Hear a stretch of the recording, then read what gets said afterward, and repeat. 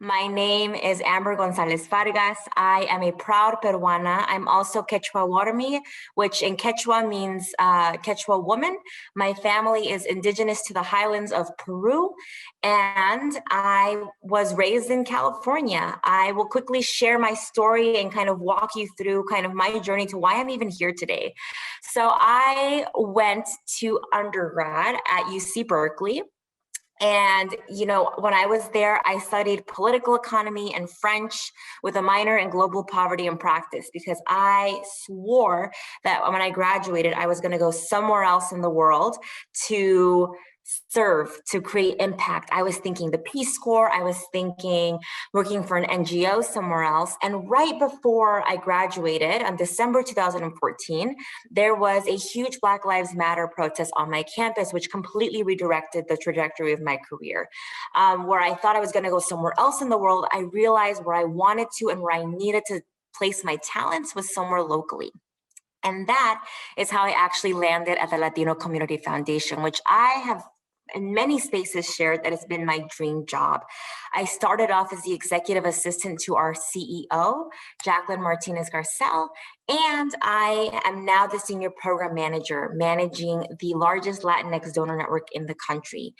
My favorite part of my job is that I get to work with amazing people. I get to meet so many amazing folks like all of you that are joining us here today that inspire me and that get me excited and bring me hope for the future. That's how I got to meet Digital Nest and all of the folks in the amazing team and in the community. And that's a little bit why I'm here today. I was able to find my path through a LinkedIn search. I had no idea, Latino Community Foundation wasn't on my radar at all. I did a LinkedIn search and kind of through a personal connection, through a cold email, sort of found my way here. And I'm sharing a little bit of that because I want you all to know that pathways to your careers are not always direct. They're not always what you think you are when you start undergrad. They're not always what you think you are when you finish undergrad, and that is okay. I'm here to tell you that career trajectories, finding your dream career is a journey, and what your dream is today could shift in the future, and that is also okay. And with that, I just want to make sure again to welcome you all to the space. Thanks to all the folks that have been shouting at their campuses. Claudia, go Bears, I see you as well. Shout out to the CSUMB Otters, go Slugs, and Griffin. This is awesome. Thank you all so much for shouting at your campuses. And we're, again, really excited to have you here. Now, an event like this, it takes a lot of work. So I want to shout out the Digital Nest team. You're going to see them in the chat throughout the day. Super shout out to all of you for helping put on today's conference. And also, this sort of content, these amazing speakers could not be possible without so many wonderful sponsors and supporters.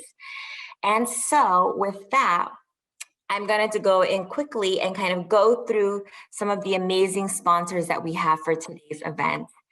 To start off, I want to thank our partner sponsors. First off, we have our friends over at GitHub. Thank you, GitHub. We also have folks at Cabrillo College. Thank you, Cabrillo College. Anybody here from Cabrillo College? Feel free to tell us in the chat. All right, I see a couple of whoop whoops. That's awesome. Thanks, Amanda. That's awesome. Also, Monterey Peninsula College. Anybody here from MPC? Awesome. Very cool. Well, you can thank your campus for sponsoring today's event. We're really happy to have you all here. Another sponsor is also ServiceNow. Thanks to our friends at ServiceNow for sponsoring today's event. Also Driscoll's. Awesome. Thank you, Driscoll's. I love your strawberries. All right, and thanks also to our ally sponsors, which include folks like Hartnell College, UC Santa Cruz, Baskin Engineering, Santa Cruz County Workforce Development, Togos, Santa Cruz Works, and of course, my own foundation that I work at, Latino Community Foundation, where our mission is to unleash the civic and economic power of Latinos in California. So thanks to our ally sponsors, and also thank you to our advocate sponsors, which include HABU, Santa Cruz County Office of Education, and of course, Atlassian. these are just some of the folks, so feel free to please give a round of applause, a virtual round of applause, or you can clap by yourself in your room, whatever you'd like. And go ahead and say thank you so much. Thanks to them, we're able to have events like this and really continue to provide awesome programming and just more support for you all to find your dream careers. So thank you. Now, like I said, today we kicked off the event with some facilitated group networking and activities. If you were there and you're part of that networking session, please go ahead and type in this chat some of your favorite parts. Did you meet somebody cool? Did you really like your facilitator? Did you enjoy doing something special within the breakout rooms? And if you weren't there, please use the chat and share something with the group here. Share a fun fact, share something interesting about yourself. You can share something, maybe what college you go to if you haven't done so already. So please feel free to leverage the chat as well, again, to continue connecting with each other. I'll share a quick fun fact with you all. My goal for a long time has been to travel to 30 countries by the time that I am 30. I'm currently 28 and COVID is putting a wrench in those plans, but I have hope that I will make the 30 by 30. I'm currently at 20 countries, so we're gonna have to really push through if things open up, but that is my fun fact. And Amanda, thank you for saying that as well. I'm really excited that you also are already getting some new connections on LinkedIn. That's awesome. So with that, I want to make sure that you are also getting the best experience possible. I know several of you have already seen the agenda, so please go ahead and continue to tell us like what else you're excited about for Nest Flight, what else you're excited about in terms of hearing from different speakers, anybody you're excited about learning from. And don't forget to please, please, please continue to show up, be present, listen, and continue to connect with each other. And thanks to our team again, the agenda is in the chat. So please feel free to check it out and follow along on for the next days that we're together. Also, one of the most important things in this experience is even if we're virtual, we want to make sure that you all are capturing the moment. So if you want to take a selfie of yourself in your room with Nest Flight with me in the background, please feel free to do so. If you want to do that right now, I'll smile for you. If you want to take a selfie with me. And if not, feel free to take a picture of yourself or in a breakout room, screenshot with your friends, whatever feels comfortable for you all. If you screenshot the screen here when you hear an awesome speaker, but please, please be sure to use the hashtags that we're using for this event, hashtag NestFlight and hashtag TakeFlight. You can also tag NestFlightCon. That makes it really easy for us to find you, to repost, to reshare. We want to make sure that we're getting the buzz out about all of you all that have attended this event and also make sure that people get excited. So with that, we're going to do some quick interactive polling to hear from you and to hear from our attendees. So first, we want to know how excited you are for this year's Nest Flight. So it's really easy. All you have to do is go to menti.com. You see the URL right there at the top, www.menti.com. And you can go ahead and use that code at the top of the screen. I can read it out for anybody that's on their phones. It's 7180986. That's the code that's there on the screen. If you can go ahead and fill out and do this interactive survey with us, and we can see the live results here. How excited? Okay, looks like some folks are, looks like Shaq excited is starting to win. Cotton Candy excited was first. All right. Shaq excited. Love it. This is by no means meant to guide your decision. Your vote is your own, but I'm definitely Shaq excited. But please vote whatever your heart desires. I'm just happy that you are excited for the event.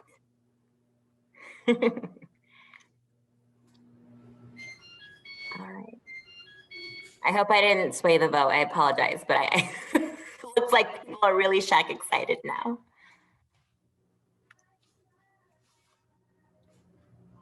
All right, I'm gonna just give it a couple more seconds. It looks like Actually, looks like maybe we have the most folks filling it out. All right.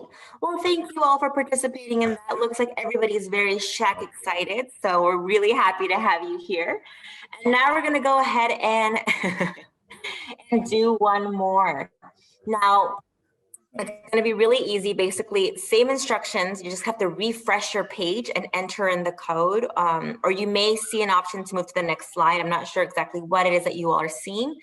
But we want to know, when you think of your future career or just entering the workforce, what words, emotions, or thoughts come to mind?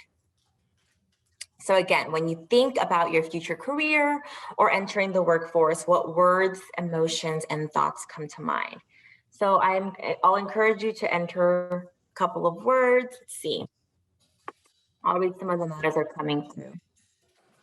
Challenge, optimistic, excited, nervous, adaptability, community, success, well-designed, curiosity, uncertainty. Is one of them. Scared, excited, change maker, adaptability, generational wealth, competition, impactful, founder, Elon Musk, impact, adaptability. And now they're getting smaller, and I don't know if I can read them anymore. But I will say the ones that are popping out as the bigger ones are nervous, excited, excitement, opportunity, CEO, success. Shout out to my funny folks who are uplifting Minion also in the space. Awesome. Give a couple more seconds.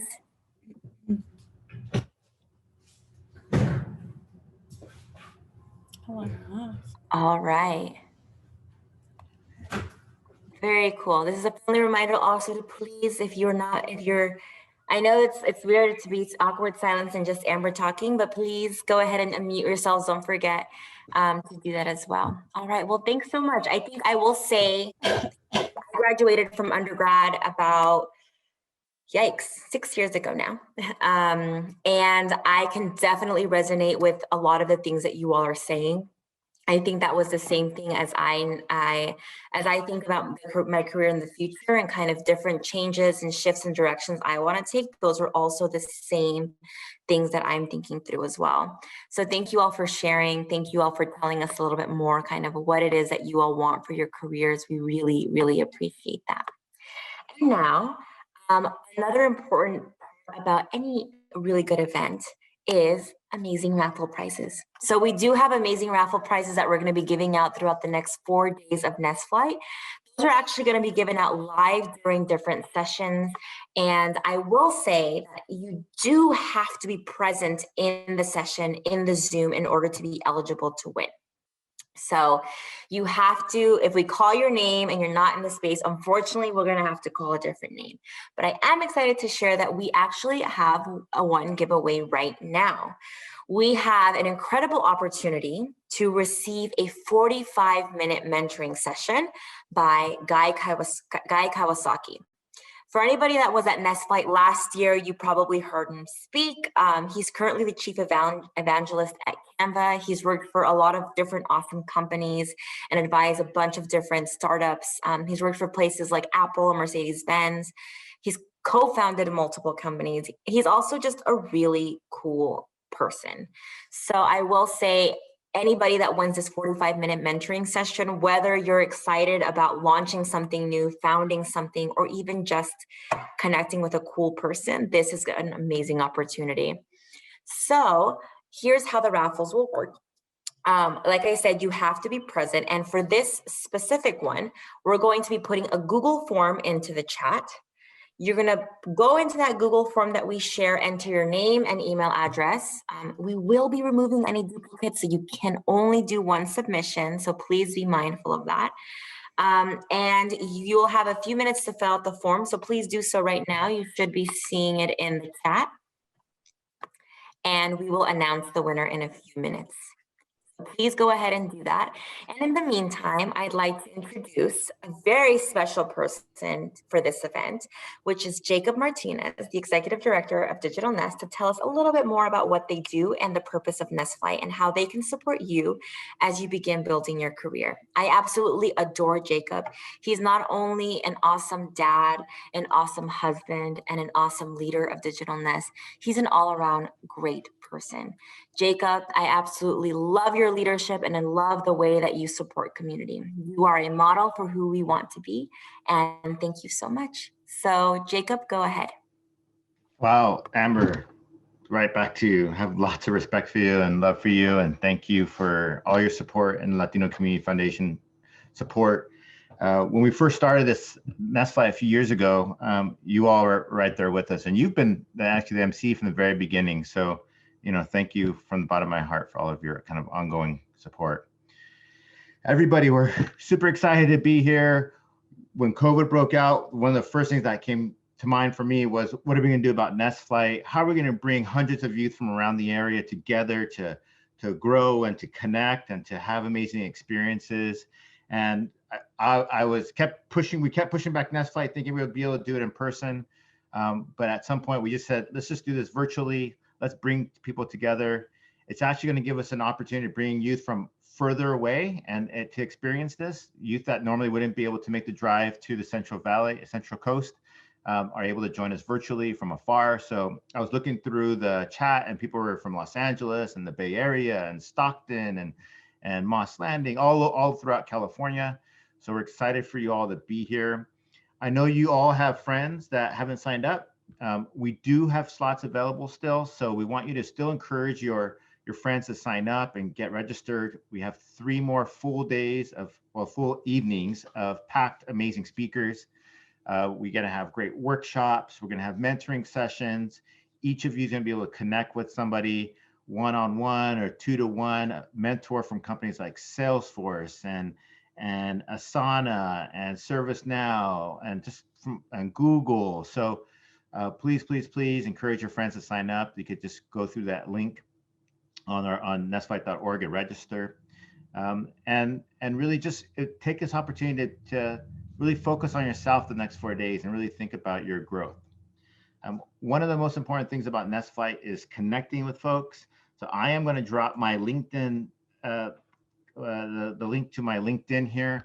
Please reach out to me, connect with me, make connections. You want to do that with me right now, but you also want to do that all throughout the next 4 days with peers, your mentors, people who are hosting workshops. So I want to thank you all again for being here. One other thing, you see this cool virtual background behind me. We have other virtual backgrounds for you. So you're going to see a link drop in the chat. There it is. You could go to that Google Drive. You could download your background. Please have your background on when you're at these events. It's just going to make for a really cool picture. And so please do that. So excited to see you all here. You're going to see me throughout the next 4 days. There's my LinkedIn. You can always send me a message if you want to chat, if you want to connect personally. And we also got some really cool raffle prizes, like Amber said, throughout the next few days. So including a Steph Curry autographed basketball. We got cool books coming out there. We got headsets for 50 of you. You're going to get some really cool headsets from Poly. So lots of cool things. So with that, I'm going to throw it back to Amber and just enjoy your next 4 days, everyone. All right, folks. Well, now I'm thrilled to be introducing our opening keynote speaker, Reed Hastings. Many of you may know Reed co-founded Netflix in 1997. I can list all the awesome things that he's done and all the different things he's founded, been a part of. But I will say, one of my favorite things that I don't know, Reed, how often this is mentioned in your introductions, was that actually you served in the Peace Corps as a high school math teacher in Swaziland. I have a lot of respect for teachers, but also for folks who go off and do out service. So thank you. It's really great to know that that's where your origins are and that's where you started. You all are in for a treat. Reed and I don't know each other personally, but from what I have seen from all of his different TED Talks and the work that he's been rooted is he's not only an innovator, but he's a giver and he cares and he is kind. He and his wife also care deeply about education and have supported multiple organizations and recently gave support to historically Black colleges and universities. So Reed, thank you for your service. Thank you for your work, and thank you for Netflix. I can tell you that during this time of COVID, Netflix has been a very much welcome friend for me, and I'm sure many of our folks watching today. Not only are you bringing joy to my living room and to my screen, but really you and your team have built something great. And I'm really excited for all of you here present today. Where else in a Zoom can you find yourselves in the room with the co-founder and co-CEO of Netflix? Thank you, Reed, for sharing your wisdom, your joy, and we can't wait to hear what you've got to share. Amber, thank you so much. Amber, have you had a chance to see East Side Sushi on Netflix? I have not. Latino woman, and she works with her dad on the fruit stand, so she's got excellent knife skills. And then she becomes a sushi chef, or on the path to being a sushi chef. So great cross-cultural, unusual story, East Side Sushi, and it will make you hungry. That's the only downside of it. All right, well, I can't wait to check it out. Thanks, Reed. East Side Sushi, everybody. We got the inside scoop. Check it out if you haven't already. That's it. Awesome. Well, it's a treat to be with you all. I've known Jacob for 5 or 10 years now, and watching Digital Nest grow and serve, more young people is just such an inspiration, and the commitment in the organization is so great. So he asked me to sort of talk about paths into tech and reflections on how to succeed in those ways. So I'll do that. As Amber mentioned, I was a high school math teacher right out of college. And I did love that, being with the students. But when I came back to the States, I wanted to get into computers, and I didn't really know much about computers. I was a math undergrad and hadn't done computers. But I could sense something, that this was a very new field, and I underestimated how much it was going to change from then when I started in 1986 until now, 35 years later. So I would say that the most amazing thing about getting into the computers in any of its areas, internet, graphic design, everything that uses computers, is the amount of change is only going to continue going forward. And, if you have friends who get into the restaurant business, or to the automobile business, or to the construction business, those are all going to be pretty much the same in 10 or 20 years, which has some advantages. That is, you can get to a secure position and it's pretty stable. And it has disadvantages, which is it's hard to break in because there's not much changing. And when you're in something driven by a digital technology, then you can be assured that the continuing improvements in semiconductors and fiber optics and all of the aspects of the internet are going to mean that in 10 years, a lot of you will have the freshest and newest skills, because the people like me won't. And so you get a lot more upward velocity and room to break in if you can get those first opportunities. But it comes with continued commitment to learn a lot. So when I started, I became an expert in a particular computer language that was big at the time. And so I spent a lot of time on that in the mid 80s. And by 1992 or 93, that language was gone. It was called Lisp. So just as an example of, like, if you spend a lot of time in JavaScript or different types of graphic design or different types of digital editing, just expect it to change a lot. And if you get in this field, it's just continuous learning, usually unpaid and on the side, that you're always trying to stretch yourself and learn more.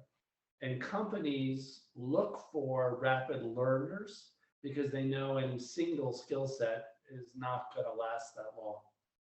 But coming back to me, I did a pretty traditional route.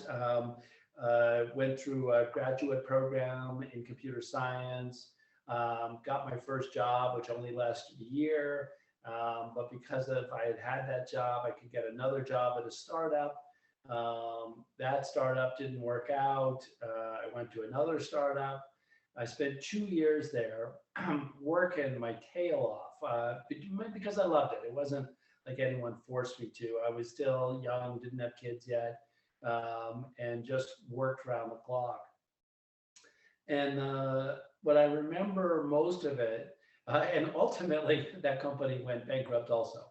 But the key thing is I had gotten a bunch more experience and a bunch of relationships, people that were more senior to me or peers that would go off to other companies. And then that was my entree into those companies. And so building up your references, your network, and your skill set are the important things about job security. That is, it's not job security as it's traditionally defined, which is your boss is pleased by you and you've got a stable company, because none of that really exists in tech. And instead, it's all about the skill sets that you develop and the relationships. And at this startup that failed, it was called Coherent Thought. I remember one incredible management lesson that I got. And, I had mentioned I was working while I was a programmer. And, the coffee cups would kind of build up around my cube. And after a couple days, there was maybe 5 or 6. And, after 6 days, there was like some with crust on them. But, and luckily the janitor cleaned them once a week, and I would come in on Monday and it would all be clean. And I didn't think about it that much. And then, one day I came in very early to work, like 5 in the morning, because I couldn't sleep and I was just excited to work. And I walked into the bathroom at 5 in the morning, and there was the CEO of the company standing by the sink, and he was washing cups. And I looked at him and I realized, oh my God, those are my coffee cups. And, I was early, so I wasn't quite together. But I remember saying to him, Barry, have you been washing my cups all year? And he said, yeah. And I said, why? And he said, you do so much for us. And this is the one thing I could do for you. And I remember it just like feeling like I would do anything for this man. And what I realized later is, when a leader is overtly humble that way and not pretentious, it's very endearing. And that affected my management style. So even though I'd worked at a startup that failed, I took away this really big management lesson that helped me later. So think about your career as collecting experiences and knowledge that help you later on. Okay, as opposed to it's just a job or you're progressing in that job. You want to be in that job, for a short time or a long time, but as long as you're collecting new experiences and skills and colleagues, then you'll make real progress. And so when I think about the challenge, and for example, when Netflix hires young people, they often are still trying to figure out the workplace, still trying to figure out kind of what's expected, how to interact. And I would say it's trying to be as honest and straightforward in the search for excellence. So when you come in, you can think of a lot of things like it's about pleasing my boss, or it's about not getting taken advantage of, or it's about getting that next promotion. But fundamentally, if you say, I'm going to try to always speak the truth in a constructive way so that the organization is a little bit better every year, I think that's the best way to orient yourself. So again, if you think about I'm going to speak the truth in a constructive way to make the organization a little bit better. Now, it's possible you'll end up getting fired or you'll end up getting alienated. But I think it's much more likely that you'll end up really respected and really valued if you can have the confidence and the self-awareness to be that way, to be one of the truth tellers in a constructive way so that the organization is a little bit better. So if that becomes your kind of fundamental lens, I think in most cases, it will help you a lot in that workplace. And in the cases that throw you out because you're honest, you know, you'll find something else that'll be better and that will appreciate you. All organizations are competing. They're competing for resources, they're competing for talent, and all of those organizations want to get better, or they don't last very long. And so that's why it's such a key thing, is to focus on how can you lean in to help the organization you're part of be a little bit better. So if you think about it that way of how do I serve the organization, I think you'll be highly rewarded, because it's not that common for people to have that view. So however you get started, that's a very positive way to evolve. So I mentioned the startup that failed. At the end of it, I was fortunate, and I had a very specific idea, which was about a certain type of programming errors that I had seen. And I was able to start a company. First, I spent 9 months at home where I was consulting 2 days a week to earn an income. And then, you know, every other hour of my life, I was programming and trying to do a prototype of this first product. And eventually, 9 months later, the prototype worked. And that's when we started hiring people. We got in our first venture capital. And this company was called Pure Software. It was about 7 years before Netflix. And I made so many mistakes in hindsight in terms of leadership and management. I didn't really know anything about how to run a business or how to manage people, but I was passionate for the product category of eliminating this class of errors.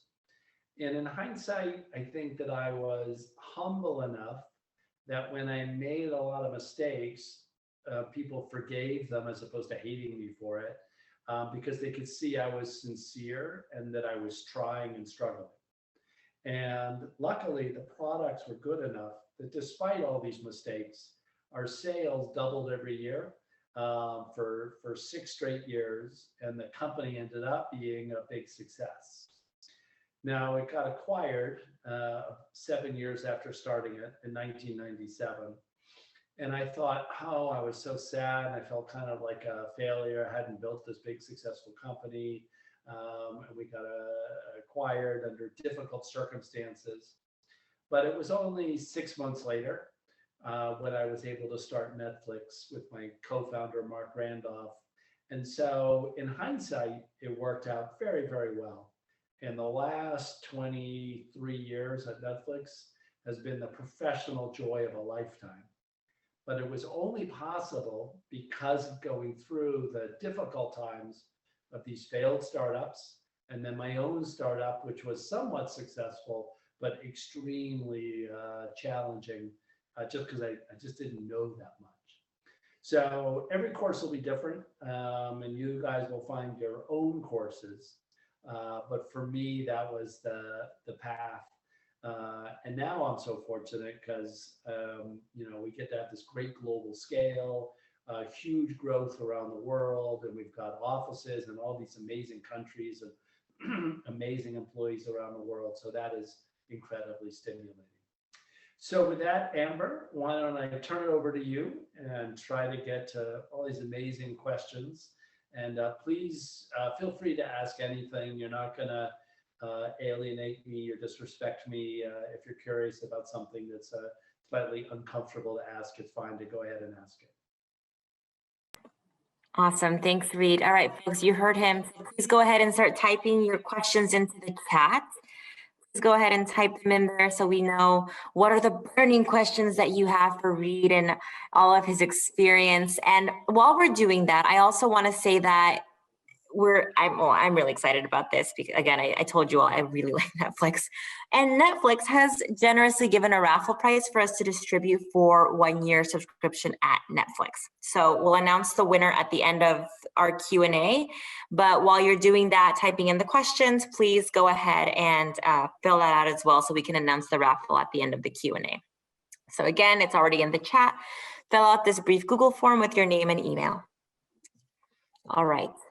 So we can start with, I'm just going to go with the first question that popped onto the screen, Reed, because I think it's actually a really important one, given the purpose of NestFly and the work that we're trying to do to help these young people really take off their careers. Does Netflix have a program to mentor underrepresented populations in tech? What does that look like? And how are you all helping support those populations in the workforce? You know, we don't at Netflix. We've always had a view that we were not competitive against Google and Facebook at hiring young people. Those were very young organizations, and you could go to work and there was lots of other young people, and you stayed up late at night, you know, at the office. Mm-hmm. And most of us were family people, you know, with kids. And so we ended up mostly hiring older people. So, you know, it's unfortunate now, but we have very little hiring at Netflix of 21, 22-year-olds. We're not very representative that way compared to the rest of the industry. And therefore also no specific mentoring programs that way. Okay. Thank you. Thank you very much. And thank you for being very candid with your response as well. I think that's also equally as important as we talk about these questions. I'm going to get to some of the questions that you have here, that we have here in the chat. I'm going to ask one, it's kind of encompassing some of the things that folks are bringing on here. But from your perspective and the career that you've built, what do you see as the biggest challenge facing youth entering the workforce today?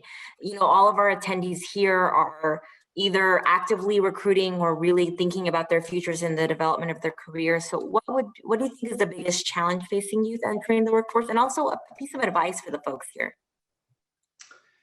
You know, we have, unfortunately, a lot of social isolation between our different racial ethnic groups throughout America.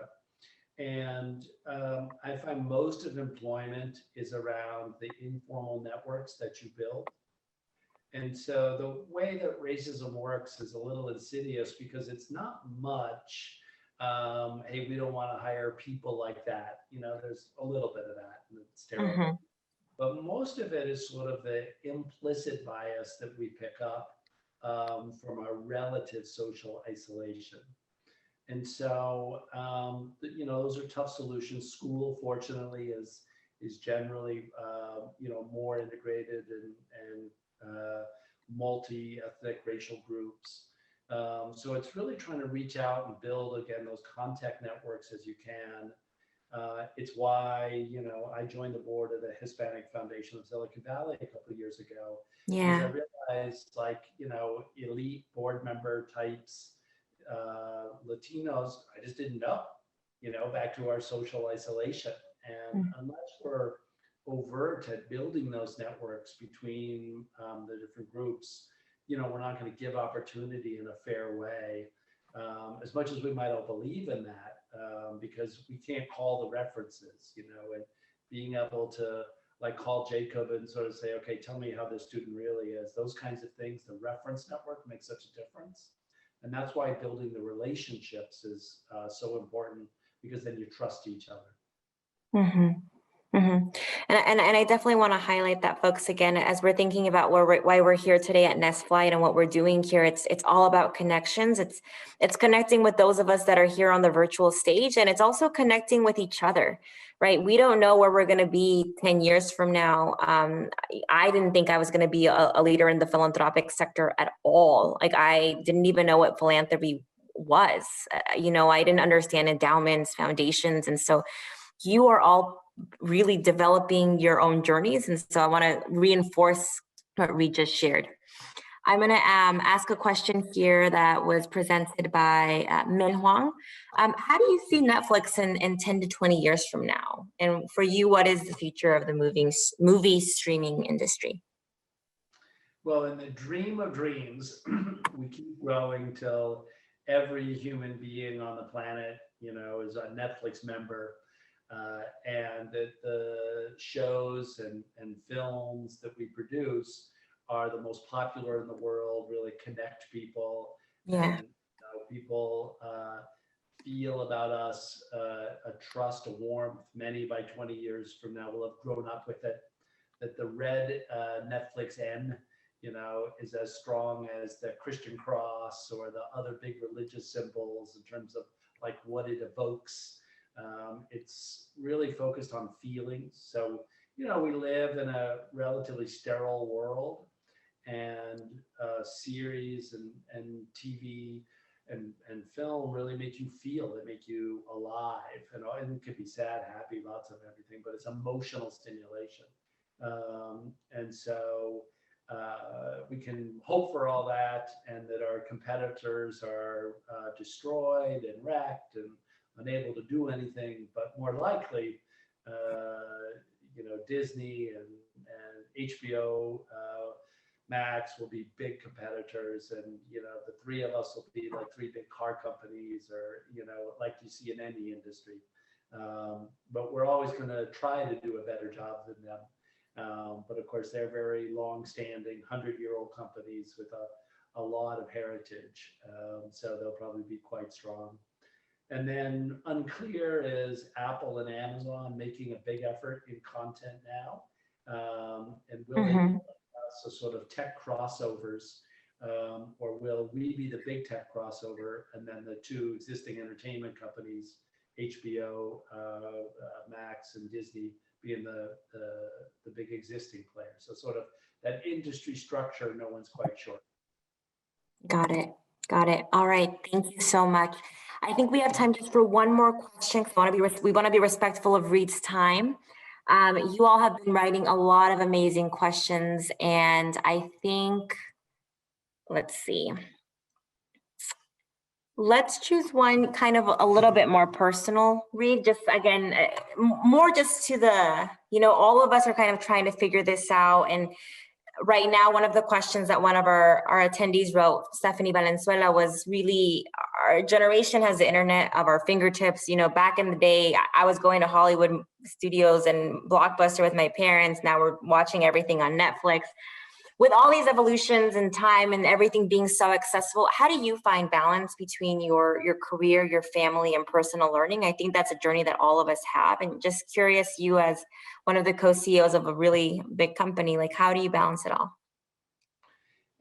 It's definitely very challenging, but I encourage you not to think about work-life balance, okay? Because work-life balance is very either or as a metaphor. And think of it as work-life integration. You want to have a great career, and you want to be a great spouse. You want to be a great friend. You want to be a great parent. You want to be a great child, and to your parents. And so you've got many roles that could test your time. And a lot of your success in life will be how you integrate those, as opposed to divide it up into separate spheres. And so a bad example of integration is you're home for dinner with your family or your parents, and you're on your phone all the time. Okay, so you're not really present with them. A good example of it is you're home, and you get to go on a date with your girlfriend or boyfriend, or spend time with the kids, and then you come back, and then you work for 2 or 3 hours, later at night, where you're really focused. So, it's finding those abilities to integrate so that you can live as rich a possible personal life, spiritual life as a friend, parent, child, and as a great career. So it's all about, again, integrating those in the best ways possible, which will still feel conflicting. It's not easy, integrating, but that's how you get the most out of it, is being able to play with that. And the Zoom revolution for work is going to allow all of you to do much more of that integration than was ever possible when Amber was starting her career, I was starting mine. So you've got a tremendous new asset, the acceptance of video conferencing for so much of the world. I'm sure you'll take advantage of it. It's a great pleasure to be with you all. Gosh, I wish it was in person and we could all walk around and socialize afterwards. I look forward to that in the future. And Jacob, thank you so much for putting your life into this organization and sharing opportunity with so many people. Thanks, you guys. Thank you, Reed. Thank you. We really appreciate your time. Have a great evening.